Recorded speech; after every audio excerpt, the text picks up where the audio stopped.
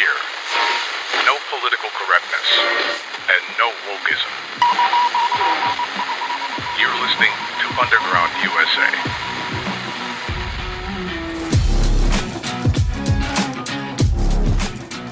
Thanks for downloading, listening, and sharing. My name is Frank Salvato, and you're spending a few moments in Underground USA. Now comes news that Judge Juan Merchan, the judge in the ridiculous Trump hush money trial. Interesting how Bill Clinton wasn't charged with the same thing for giving money to Paula Jones. Now comes word that Merchan has delayed sentencing in that case until after the November 5th general election. Well. I guess he's doing his best. I was against fracking before I was for fracking Kamala-ize chameleon impersonation. Merchan tried like hell to distance himself from the negative ramifications of his wholly partisan and political persecution of Donald Trump, repercussions that saw even liberal legal scholars like Alan Dershowitz saying there was absolutely no basis for Alvin Bragg's indictment to have come to trial. In his statement announcing the decision, Merchan said, "Adjourning decision on the motion and sentencing, if such is required, should dispel any suggestion that the court will have issued any decision or imposed sentence either to give an advantage to or to create a disadvantage for any political party and or any candidate for any office. Fortunately, we are now at a place in time that is fraught with complexities rendering the requirements of a sentencing hearing, should one be necessary, difficult to execute." That Merchan said twice in his statement, "if such is necessary," and "should one be necessary," alludes to the idea that one won't be necessary. That idea, in and of itself, would prove that Merchan engaged in overt election interference by allowing the case to go forward at all. That and his bizarre and partisan and judicially unethical behavior during the trial should spur the process for removing Merchan from the bench for misconduct. Am I being partisan in my thoughts about Merchan? No. I'm pointing out that when politics of a partisan nature interferes with the blind application of the law, it needs to have extreme consequences. Quite frankly, the same process should be initiated against Alvin Bragg for his prosecutorial misconduct in literally creating a crime when one not only didn't exist, but where other authoritative bodies with purview over the issue established that no crime had been committed. This is what the pundits and potentates mean by the political left weaponizing the judiciary. It started quietly with the insertion of politics into decisions made from the bench, and now has metastasized into a full-blown third-world cancer of political persecution for electoral advantage. The executive and legislative branches of our federal government have been lost to partisan politics and deep state influence for over 100 years, with the eruption of Marxist-based progressivism and Woodrow Wilson. May he rot in hell for what he did to our republic. But the judiciary, the judicial branch, isn't too far gone to salvage. That effort starts with removing federally appointed judges through the impeachment process for bad behavior in employing partisan politics, whether overtly or clandestinely, into their proceedings and decisions. And to be clear, U.S. Supreme Court justices can be impeached. The U.S. Constitution allows SCOTUS justices and federal judges to serve only in times of good behavior. That's stated in Article 3, Section 1. Of course, engaging in this process would mean electing people who aren't afraid to take on the deep state, K Street, and both political parties, and that, my friends, requires some balls. I suppose that's why the deep state, the Marxist Democrats, and the pussies of the never-Trumpers are so incredibly terrified of Donald Trump. They should be. When we come back, Our segment on America's Third Watch broadcast nationally from our flagship station WGUL, AM 860 and FM 93.7 in Tampa, Florida. You're listening to Underground USA. Kamala Harris and Tim Walz. Whenever they're asked a question about their proposed policies, they never give a straight answer. In fact, when they do give an answer, they take both sides of the issue. In 2019, you said, quote, "There is no question I'm in favor of banning fracking." Do you still want to ban fracking? No, and I made that clear on the debate stage in 2020, that I would not ban fracking. As vice president, I did not ban fracking. As president, I will not ban fracking. In 2019, I believe, at a town hall, you said you were asked, would you commit to implementing a federal ban on fracking on your first day in office? And you said, there's no question I'm in favor of banning fracking. So it changed in that campaign? In 2020, I made very clear where I stand. We are in 2024, and I've not changed that position, nor will I going forward. I kept my word, and I will keep my word. How are the voters supposed to know what they actually stand for? Let me be very clear. I am unequivocal and unwavering in my commitment to Israel's defense and its ability to defend itself. And in equal measure, the Palestinians have security and self-determination and dignity. Maybe that's the point. Next question, please. That's it? That's it. Okay. My values have not changed.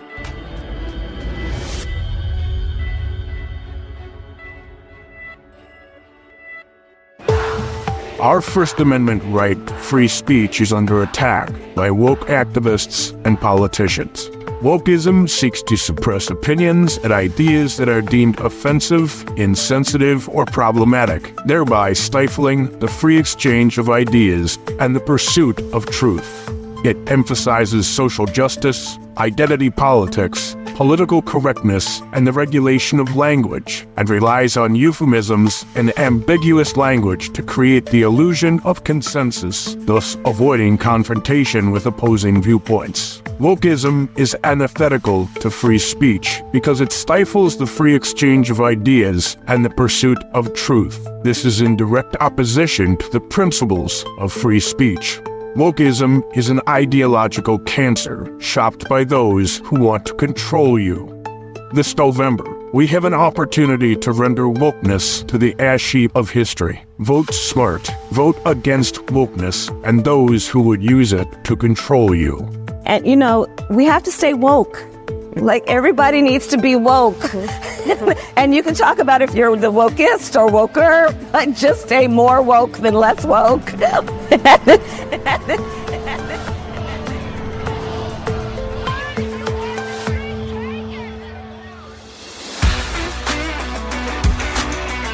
News, insight, passion. AM 930, The Answer.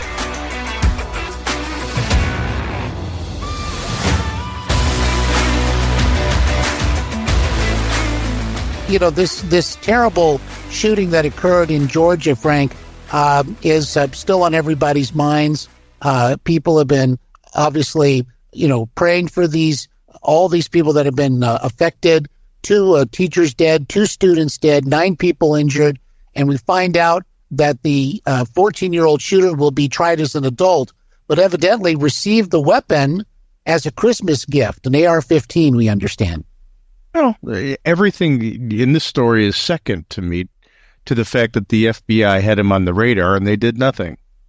Yeah. They did nothing. The kid made threats that he was going to shoot up a school and they did nothing. If he would have said something against a trans kid online, he would have been expelled. But you got a great point there in terms of where the intensity factor really does seem to rear up these days. Well, it's irresponsible that someone can, if we're that hyper-focused about what people say online, and we keep being told that misinformation and disinformation is something that not only should circumvent the First Amendment of the Bill of Rights, but that it's above everything else that we squash it and kill it. That's all they can talk about. Overseas, they're putting people in jail for posting things on social media.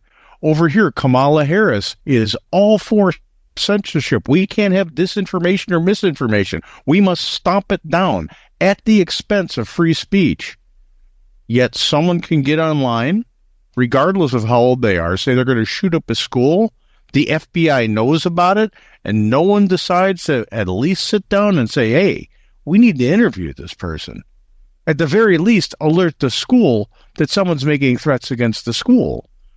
And then on top of that, you've got a presidential candidate who wants to remove police officers from schools. Yeah, and it was, in fact, the SRO officer that stopped this, got the shooter to surrender, and would have taken lethal action, I'm sure, if that was not going to be happening, or if they made another move to try to hurt somebody. But lives were saved as a result of having that officer on campus. So now you've got you've got the left once again screaming, we got to yank weapons from responsible and trained people who are following the law. You know, in the we have to have legislation that limits the availability of weapons and this, that, and the other, when the weapon was legally purchased. I don't know, obviously it wasn't legally transferred. But instead of pointing the finger where this could have been prevented, that's ridiculous. Now, we understand law enforcement, local law enforcement went out and talked to the father, about this. And then they, quote, alerted the school. But in course of this investigation, I'd like to know, what does that mean? What does the school do when they're alerted? What do they do to monitor? And why wouldn't there be some kind of, other program that kicks in, to not have somebody in their midst that's already made this threat until they're properly vetted or evaluated in this? You keep in mind that when Kamala Harris was in California, she was putting parents in jail because their kids were truant. Yeah. And yet this kid can say he wants to go shoot up a school. And, there's no need to intervene here. Well, this is when you do intervene. You made a threat to go shoot a bunch of kids and teachers and everything else. We need to know if it's true. We need to know if this threat is real. You made a threat to kill people. We need to know. If you're just shooting your mouth off, or it's just fun and games, then, putting a little bit of the fear of God into somebody to say, you know what, that's not funny. In this day and age when people do shoot up schools, it's not funny. And let's keep an eye. If you're a school administrator or a dean or a school resource officer, you might want to keep an eye on the kid. Yeah. Because that gives me probable cause to say, got to keep an eye on you.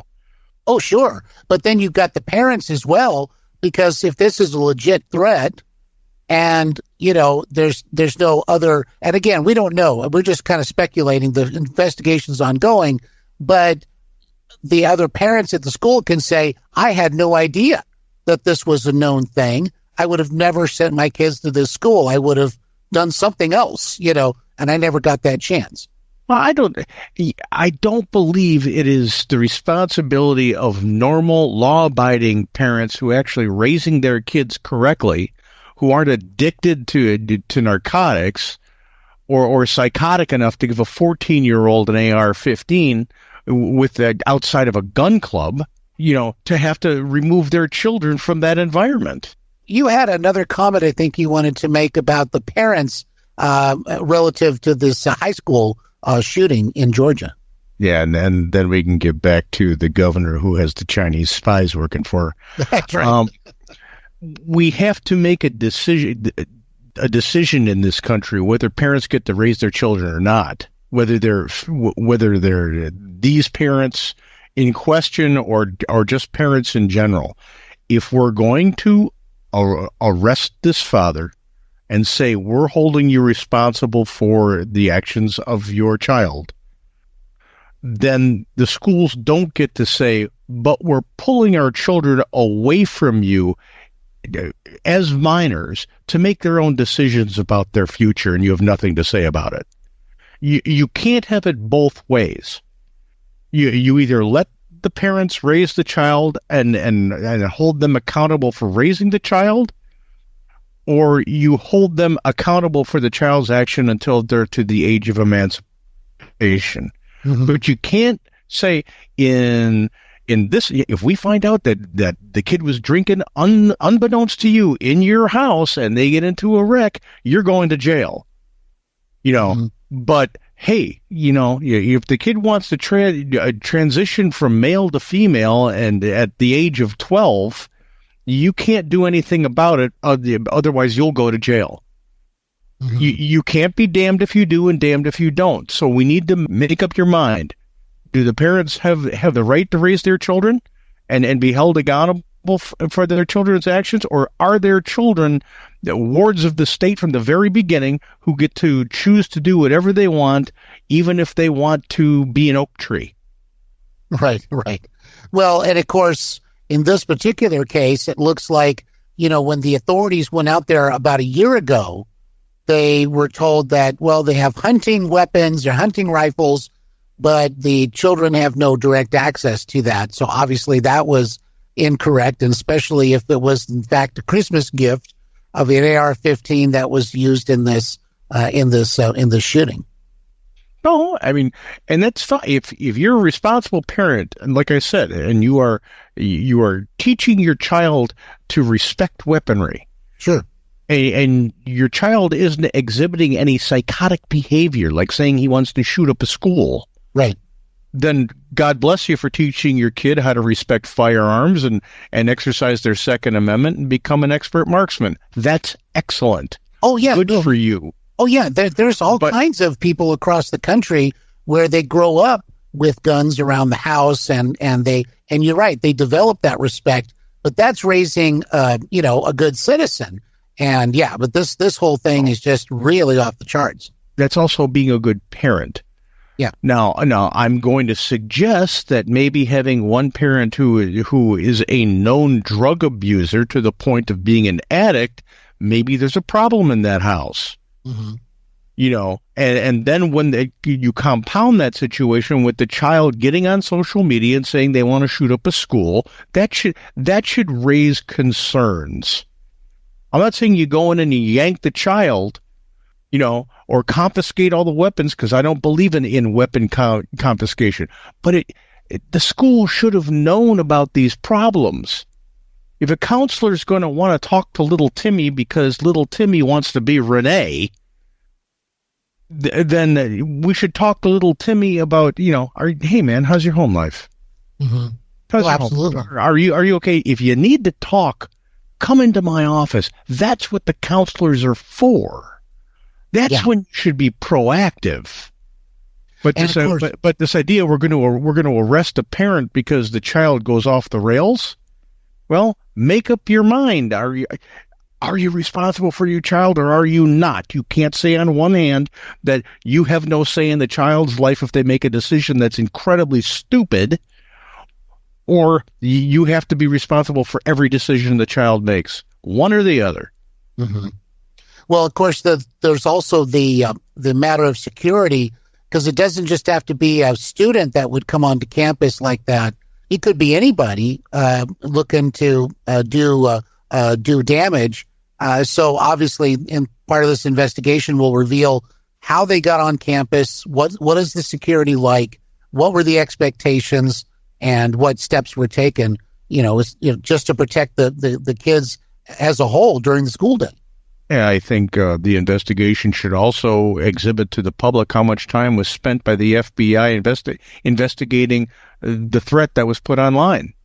Mm-hmm. I want to know what steps were taken there, because they're certainly okay with making sure that they take a SWAT team and busting down the door and executing warrants at a former president's house.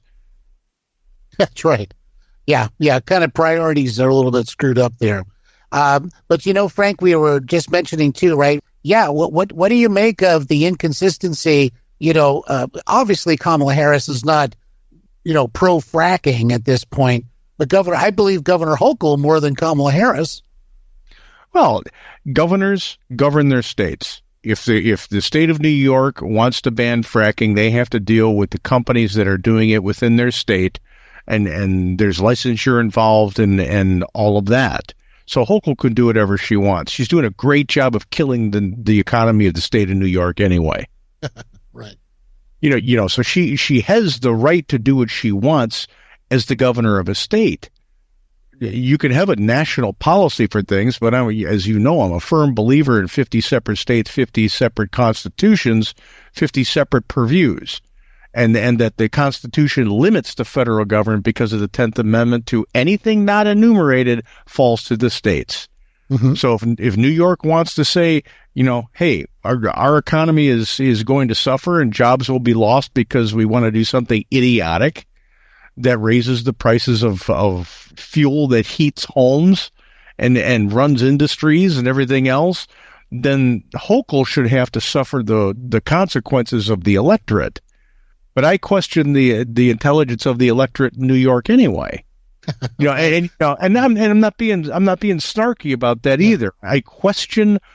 It is the only state that abstained from ratifying the Declaration of Independence. They were too wuss to do that because they were scared. I get it. You were up against the biggest army on the face of the planet. But over the time, when you become the leading economic mecca for the world, you don't turn abstract socialist and get so political in your voting your elected officials in that you'll go for political persecution of an ex-president just to affect an election. And that's exactly what people did when they elected Bragg and when they elected Cuomo. Remember, Hochul came to office because Cuomo had to resign because of the draconian stuff he was doing during COVID by locking everybody down, which resulted in the killing of I don't know how many people in nursing homes. Yeah, very sad, very, very sad indeed. So I question the voters of New York, and I've got friends from New York, and I'm willing to question them right to their face. I'm not doing it disrespectfully. I just don't know why they march lockstep with a Democrat Party that is increasingly Marxist in its values. Yeah.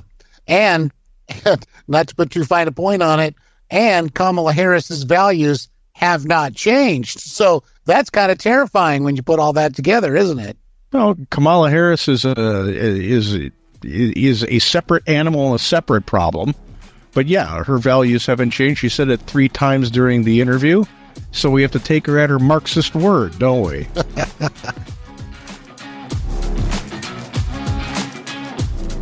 If you like the podcast, please like it, subscribe, go on over to undergroundusa.com and subscribe to our Substack.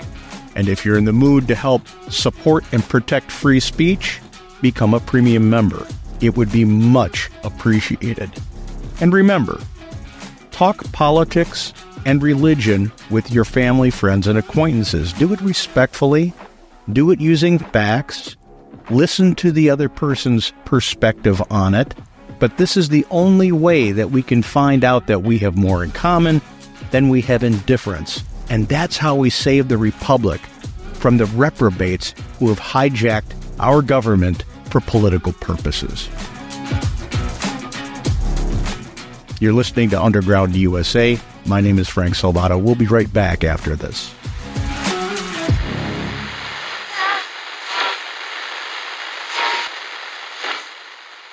When someone is having a stroke, every minute counts. Just as putting out a fire quickly can stop it from spreading, treating a stroke quickly can reduce damage to the brain. The clock begins ticking as soon as you spot the signs of a stroke, because some treatments can only be used if the patient reaches the hospital in the first 3 hours after symptoms appear. So don't wait. Call 911 right away and get the person to a hospital immediately, even if the symptoms go away. If you think someone is having a stroke, remember the word FAST. F is for face. Ask the person to smile and check whether one side of their face is drooping. A is for arms. have the person raise both arms and see if one arm drifts downwards. S is for speech. Ask the person to repeat a short phrase and notice if their words sound slurred. And finally, T is for time. If you spot any of these signs, call 911 right away to get the person to a hospital fast. Strokes are medical emergencies. The sooner a patient gets treatment, the better their chance of a good recovery.